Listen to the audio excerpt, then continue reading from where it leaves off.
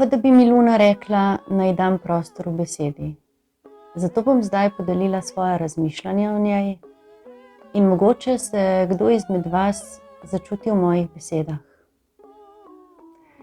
Naša Zemlja ima samo en naraven satelit in to je naša Luna.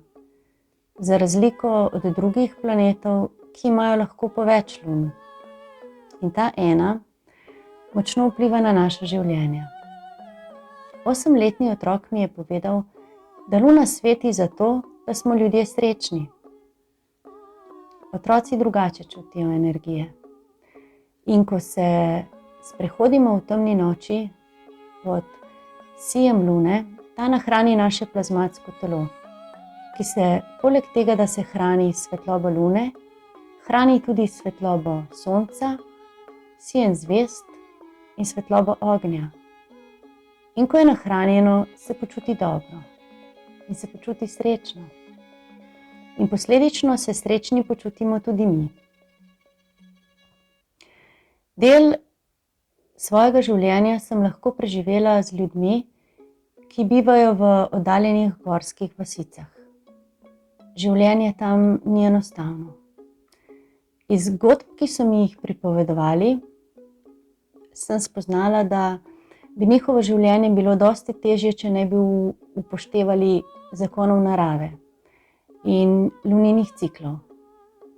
Gospa, ki je sama sebe imenovala gospodinja, mi je žarom v očeh hitela pripovedovati o tem, kako je Luna vplivala na njene menstrualne cikle, na rojstvo njenih otrok in še na mnogo drugih stvari. In povedala mi je skrivnost. Rekla je, da jo je fant, zdaj že dolga leta njen mož, v noči, ko je sijala Luna, peljal na bližnji hrib in jo prosil, naj bo njegova žena. Nasmehnila se je in rekla je, da je prav Luna kriva za to. Večkrat se iz svojih poti vračam pozno.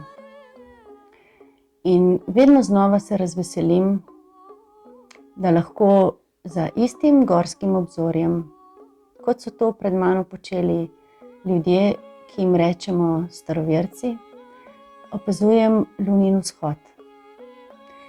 Staroverci so bili močno povezani z luninimi cikli.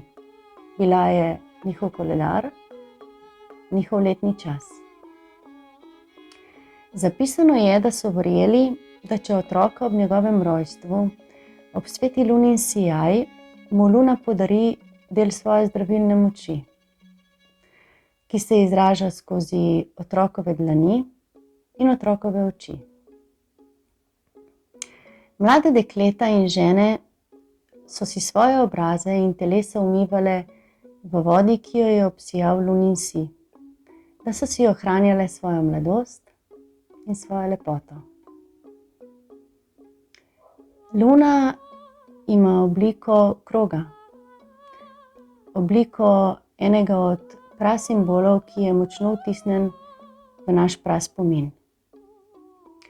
Krog predstavlja cikel, predstavlja potovanje, nenehno potovanje.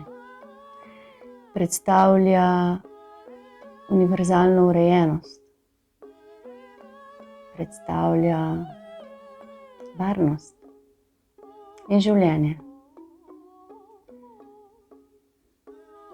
Če majhnemu otroku damo v roke barvico, bo ta narisal črto. Največkrat. Potem pa čez čas to črto samodejno, brez da bi ga učili, poveže v krog. Ta prasimbol je resnično globoko vtisnjen v naš celični spomin. Luna je predstavljena z žensko energijo, s tisto nežno energijo matere, energijo nekoga, ki skrbi za drugega. In močno vpliva na naša čustva. Ker se Luna po nebu skozi zodiakalna znamenja premika hitro, se tudi naša čustva spreminjajo hitro. In nič ni narobe s tem. Rada sem lunina prijateljica, ker mi dovoli, da sem taka, kakršna sem. Včasih kot vulkan in včasih čisto nasprotje tega. Mi vsi smo luna, mi vsi svetimo, kot sonce, kot zvezda.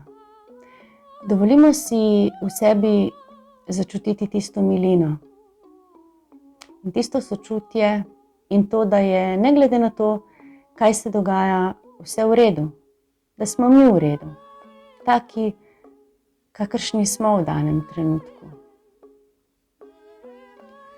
Luna deluje v paru s soncem.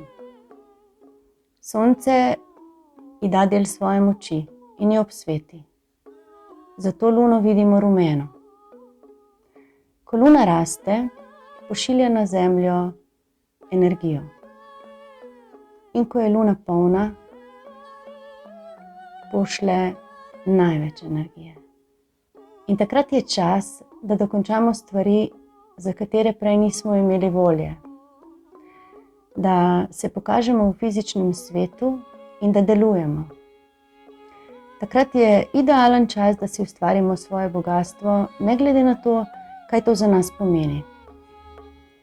Ko pa se luna premika proti svoji temi, je čas, da se tudi mi odpočijemo, da delujemo znotraj sebe, da kreiramo iz svoje notranjosti.